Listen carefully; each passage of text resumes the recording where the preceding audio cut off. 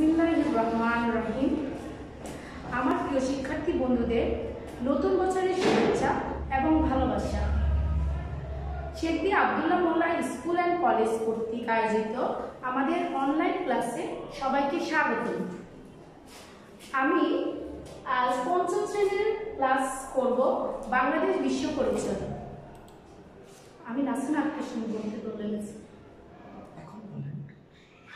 আমি নাসিমা আক্তার সিমি বাংলাদেশ বিশ্ব পরিচয় আজ নেব ক্লাস। তোমাদের পার্ট 1 আমাদের মুক্তিযুদ্ধ। শিক্ষণ ফল যুদ্ধের সূচনা, যুদ্ধের ইতিহাস, প্রতিবাদ ও আন্দোলন, মুজিবনগর সরকার, প্রথম রাষ্ট্রপতি ও জাতীয় 4 নেতা এবং তাদের দায়িত্ব। দেখো শিক্ষার্থীরা, আমরা একটা ছবি দেখতে পাচ্ছি। দেখো এটা কার ছবি? আমাদের জাতির পিতা বঙ্গবন্ধু শেখ মুজিবুর রহমানের। তোমরা সবাই দেখতে পাচ্ছ? আজ আমরা বঙ্গবন্ধু শেখ মুজিবুর রহমান এর সম্পর্কে 5টি বাক্য আমরা বলবো। বঙ্গবন্ধু শেখ মুজিবুর রহমানের রাজনীতির চূড়ান্ত লক্ষ্য ছিল বাংলাদেশের স্বাধীনতা। 6 দফা আন্দোলন ও 7 মাসের ভাষণ আমাদের সকলের কাছে খুবই গুরুত্বপূর্ণ। বিভিন্ন ঐতিহাসিক দিক দিয়ে গুরুত্বপূর্ণ দিক 7 মাসের ভাষণ। দেখো শিক্ষার্থীরা, তোমরা দেখতে পাচ্ছ বিভিন্ন শিক্ষা প্রতিষ্ঠানে বিভিন্ন দিবসে উদযাপিত হয়। তো তার মধ্যে দেখা যায় আমাদের স্কুলেও তোমরা দেখতে পাচ্ছ এই দিবসগুলো উদযাপন হয়।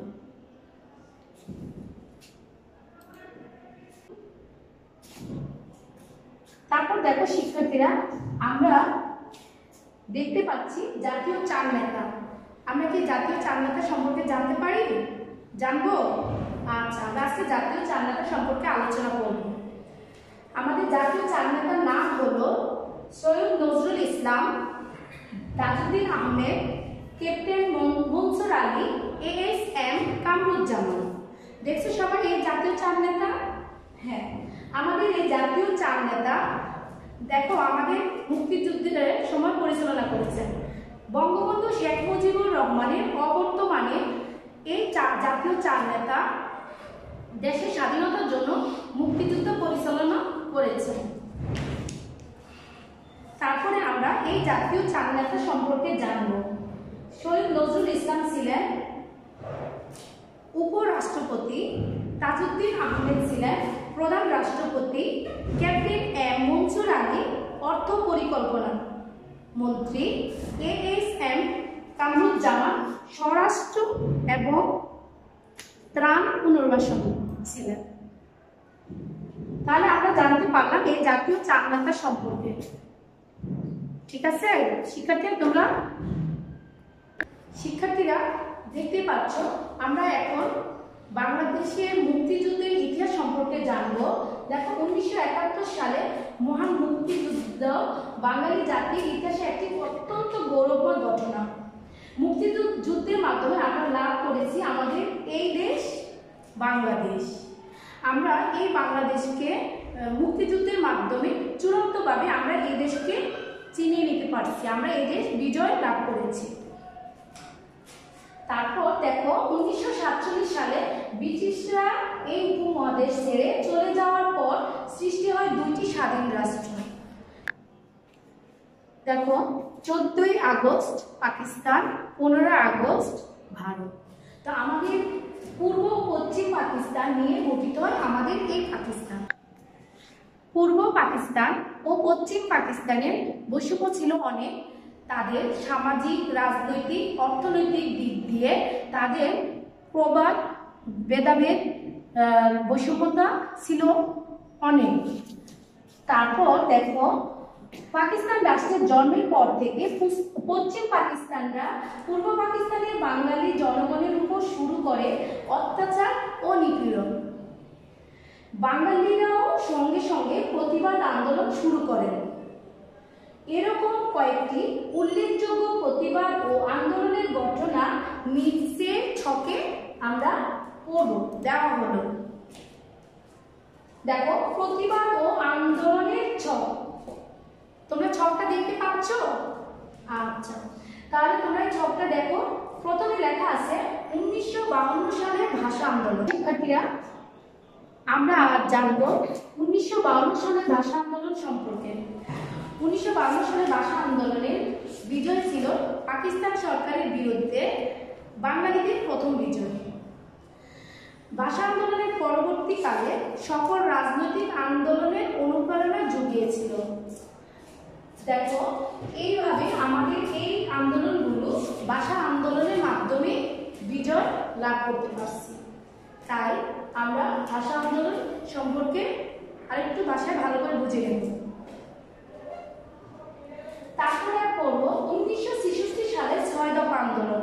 1966 সালের 6 দফা আন্দোলন সম্পর্কে আমরা জানব। দেখো 1966 সালের 6 দফা আন্দোলন ঐতিহাসিক আন্দোলনের এই প্রবক্তা ছিলেন বঙ্গবন্ধু শেখ মুজিবুর রহমান। লাহোর অনুষ্ঠিত পূর্ব পাকিস্তানের জনগণের অধিকার রক্ষার জন্য আমাদের এই 6 দফার দাবি তুলে ধরেন তিনি। তারপরে দেখো 1969 সালের গণ অভ্যুত্থান। আমরা জানবো 1969 সালে কিভাবে গণ অভ্যুত্থান হলো। পাকিস্তান রাষ্ট্রের বিরুদ্ধে পাকিস্তানের জনগণের স্বতঃস্ফূর্ত অংশগ্রহণে 1969 সালে সবচেয়ে গুরুত্বপূর্ণ আন্দোলন সংগঠিত হয়। ইতিহাসে এটি 69-এর গণ অভ্যুত্থান নামে পরিচিত। তারপর দেখো আমাদের পরবর্তী কি আছে, 1970 সালে সাধারণ নির্বাচনে আওয়ামী লীগের নিরঙ্কুশ বিজয়। দেখো আওয়ামী লীগের কিভাবে নিরঙ্কুশ বিজয় হলো। 1970 সালের বিরুদ্ধে অনুষ্ঠিত জাতীয় এবং প্রাদেশিক পরিষদ নির্বাচনে আওয়ামী লীগ নিরঙ্কুশ সংখ্যাগরিষ্ঠতা লাভ করে। তারপর দেখো 1971 সালের 25শে মার্চে পাকিস্তান সেনাবাহিনীর নরকীয় গণহত্যা ও বাঙালিদের প্রতিরোধ কিভাবে হয়। দেখো ইতিহাসে একটি কলঙ্কজনক অধ্যায় হলো এই 25শে মার্চ রাতে। দেখো 25শে মার্চ রাতে দেখো বিশ্বের ইতিহাসে একটি কলঙ্কজনক অধ্যায় এই অধ্যায়টা। এর জন্ম দেয় পাকিস্তান আর্মিরা। এর রাষ্ট্রে বঙ্গবন্ধু ধানমন্ডির 32 নম্বর বাড়িতে তাকে গ্রেফতার করা হয়। দেখো 1971 সালে 25শে মার্চ ছিল একটি কালো অধ্যায়। এই অধ্যায়ের মাধ্যমে আমরা কিভাবে আমাদের বঙ্গবন্ধুকে ধরে নিয়ে গেছে। তারপরে দেখো 1971 সালে 26শে মার্চ বঙ্গবন্ধু শেখ মুজিবুর রহমান স্বাধীনতার ঘোষণার মধ্য দিয়ে মহান মুক্তিযুদ্ধ শুরু হয়। দেখো 25শে মার্চ মধ্যরাতে পর অর্থাৎ 26শে মার্চ তিনি এক বেতার কেন্দ্রের মাধ্যমে চট্টগ্রামের কালুগার বেতার কেন্দ্রে স্বাধীনতার ঘোষণা পত্র পাঠান, যার মাধ্যমে যুদ্ধের শুরু হয়। যুদ্ধ, যা পরবর্তীকালে 9 মাস ব্যাপী চলতেই থাকে এই যুদ্ধ। দেখো আমরা প্রতিবাদ ও আন্দোলনের ছকটা সম্পর্কে আমরা জানতে পারলাম। তাহলে তোমরা ভাষায় একটু শিখে নিবে শিক্ষার্থীরা তোমরা বইটা খুলে একটু আমার কথাগুলো নিয়ে একটু পড়াশোনা চালিয়ে যাবা। তারপর দেখো মুজিবনগর সরকার এর ইতিহাস, গঠন ও কাজ। কিভাবে মুজিবনগর সরকার গঠন করা হলো এবং তার ইতিহাস সম্পর্কে দেখো। মুক্তিযুদ্ধের শুরুর 1 মাসের মধ্যে 1971 সালে 10 এপ্রিল গঠন করা হয় বাংলাদেশের প্রথম সরকার, যা মুজিব সরকার নামে পরিচিত।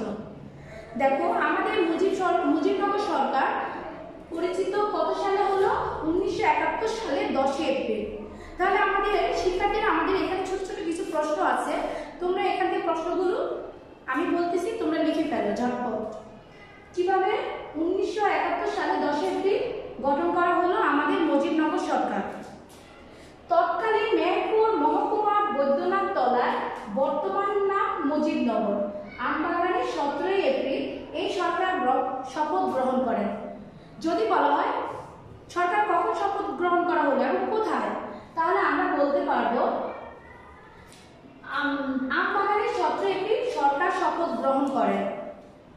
তারপর দেখো, বঙ্গবন্ধু শেখ মুজিবুর রহমান স্বাধীন বাংলাদেশের স্বাধীন রাষ্ট্রপতি হিসেবে ঘোষণা করা হয়। তিনি পাকিস্তানি কারাগারে বন্দী থাকার কারণে উপরাষ্ট্রপতি সৈয়দ নজরুল ইসলাম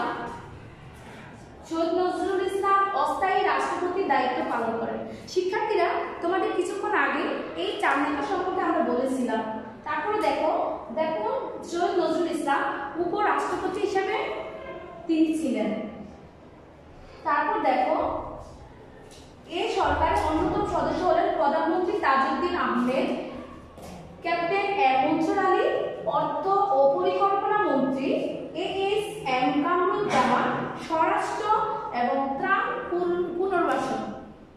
মুজিবনগর মুক্তিযুদ্ধকে সঠিক পথে পরিচালনা এবং দেশ ও বিদেশের মুক্তিযুদ্ধের পক্ষে জনমত গঠন ও মর্যাদা আদায় করার ক্ষেত্রে এই সরকার সফলতা লাভ করে। মুজিবনগর সরকার গঠনের পর মুক্তিযুদ্ধের গতি বৃদ্ধি পায়। এই সরকারের নেতৃত্বে সকল শ্রেণীর বাঙালি দেশকে শত্রুমুক্ত করার জন্য সশস্ত্র সংগ্রামে ঝাঁপিয়ে পড়ে।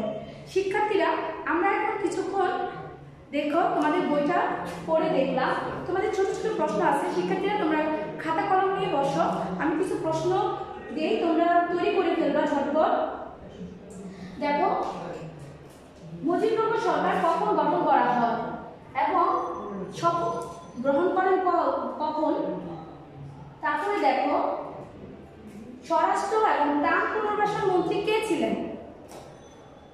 তারপর দেখো, অর্থ ও পরিকল্পনা মন্ত্রী নাম কি। মুজিবনগর সরকার গঠনের মুক্তিযুদ্ধের গতি বৃদ্ধি পায় কখন। তাহলে শিক্ষার্থীরা, তোমরা সকলে লিখে নিয়েছো নিশ্চয়। তো এগুলো আগামী দিনে পড়া থাকবে। তোমরা বাসায় বসে মনোযোগ দিয়ে এই পড়াগুলো শিখে ফেলবে। আমি এতক্ষণ তোমাদের ক্লাসটা নিয়েছি, তোমরা মনোযোগ দিয়ে নিশ্চয় শুনেছ। তো আগামীকাল আমি দেখবো তোমরা কতটুকু শিখছো। তো আজ এই পর্যন্তই। তোমরা সবাই ভালো